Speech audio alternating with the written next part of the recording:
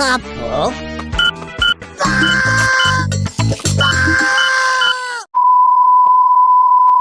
Assalamualaikum warahmatullahi wabarakatuh. Kami dari kelompok 6 ingin mempresentasikan hasil kerja makalah kami yang berjudul Kebijakan Moneter, Perbankan dan Pembiayaan. Sebelum itu, kami akan memperkenalkan nama-nama dari anggota kelompok kami. Yang pertama, saya sendiri, Erman Lestari. Saya Nurita Sari. Saya Dewi Tahul Jannah. Sekian dari perkenalan kelompok kami.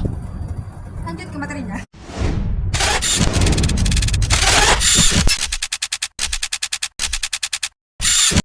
Definisi dan tujuan kebijakan moneter. Kebijakan moneter adalah langkah-langkah yang diambil oleh bank sentral untuk mengatur jumlah uang beredar dan suku bunga guna mencapai sasaran ekonomi makro seperti inflasi dan pertumbuhan ekonomi. Ini merupakan alat penting dalam pengelolaan ekonomi yang dapat mempengaruhi aktivitas ekonomi masyarakat.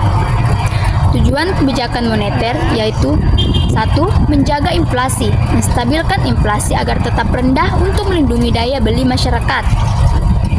Yang kedua, mendorong pertumbuhan ekonomi, menciptakan kondisi yang mendukung pertumbuhan dengan menurunkan suku bunga untuk meningkatkan investasi dan konsumsi. Yang selanjutnya, ketiga, cadangan wajib, yaitu mengatur simpanan yang harus disimpan bank di bank sentral untuk memengaruhi likuiditas dan pinjaman. Keempat, fasilitas diskonto, menyediakan likuiditas bagi bank yang kekurangan dana, berfungsi sebagai pemberi pinjaman terakhir. 5. Kebijakan komunikasi, memberikan petunjuk tentang kebijakan moneter untuk mempengaruhi ekspektasi pasar dan keputusan ekonomi. Selanjutnya, instrumen kebijakan moneter dan jenis kebijakan moneter. Instrumen kebijakan moneter terdiri dari 4. Adapun 4 instrumen untuk mengatur jumlah uang yang beredar. Pertama, operasi pasar terbuka, pembelian atau penjualan surat berharga pemerintah. Kedua, fasilitas diskonto, seperti tingkat bunga untuk pinjaman bank dari bank sentral. Ketiga, cadangan wajib, menentukan simpanan yang memengaruhi kemampuan kredit bank, peningkatan rasio mengurangi kredit. Keempat, imbauan moral, mengarahkan kontrol jumlah uang beredar melalui kebijakan non-formal. Menurut M. Umar Capra, menekankan pentingnya kebijakan moneter bijaksana dalam perekonomian Islam, di mana instrumen berbasis bunga tidak diterima. Namun, instrumen seperti rasio cadangan wajib dan imbauan moral tetap dapat digunakan.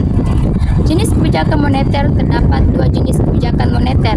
Pertama, moneter ekspansif, yaitu meningkatkan jumlah uang beredar biasanya saat resesi. Kedua, moneter kontraktif, yaitu mengurangi jumlah uang beredar, sering disebut kebijakan uang ketat.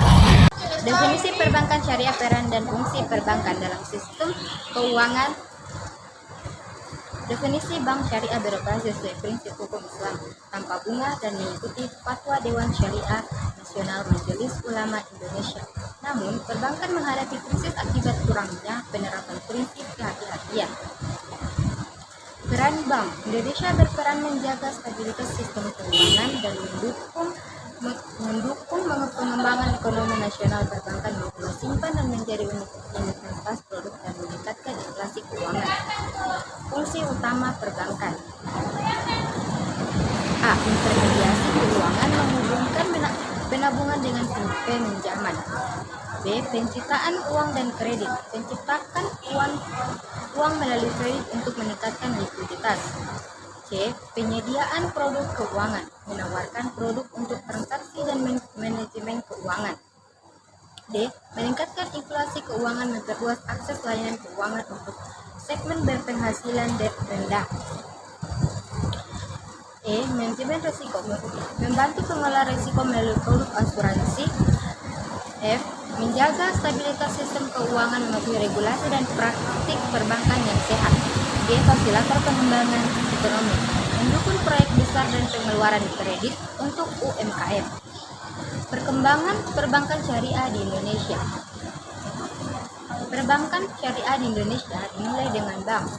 Muamalat Indonesia yang didirikan pada tahun 1991 sebelum Undang-Undang Nomor 7 tahun 1992 yang memungkinkan operasi tanpa bunga berdasarkan prinsip bagi hasil. Undang-Undang Nomor 10 tahun 1998 memperkuat pendirian bank syariah, mungkin bank konvensional memiliki unit syariah.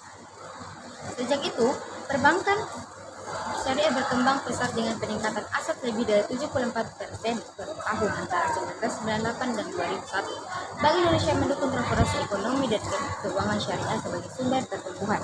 Secara internasional, perkembangan Islam diperkenalkan di Mesir pada tahun 1970. Di Indonesia, perbankan syariah didorong oleh komunitas Muslim yang menolak bunga, meskipun prinsip bagi hasil juga dikenal di negara lain, dan perbankan syariah masih lebih populer di kalangan Muslim.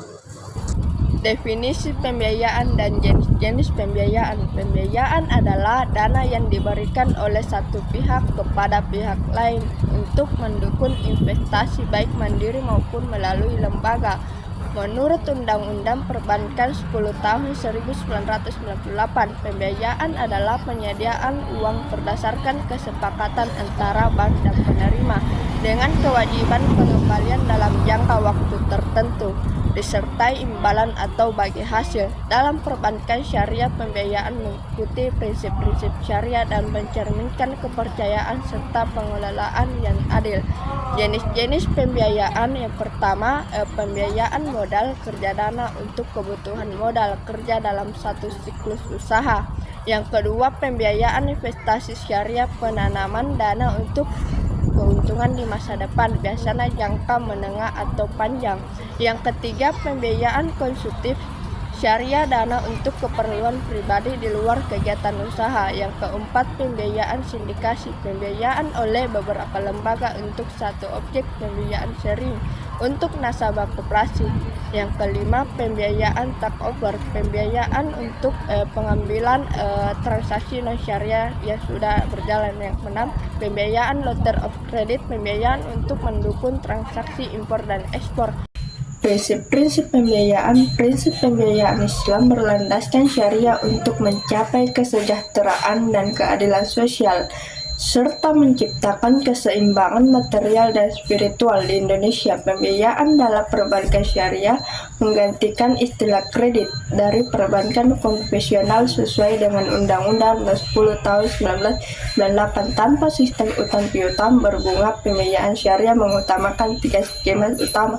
Pertama, prinsip bagi hasil, penyediaan modal dalam utang atau barang dengan nisbah atau disepakati menggunakan revenue sharing dan profit sharing. Yang kedua, prinsip jual beli, bank membeli barang untuk nasabah dan menjualnya dengan margin keuntungan, termasuk berharap pemilik modal menyediakan modal penuh, keuntungan dibagi sesuai kesepakatan masyarakat kerja sama antara dua pihak atau lebih, dengan keuntungan dan risiko dibagi muzakarah kerja sama. Pengelolaan lahan pertanian dengan bagi hasil dari panen. 3.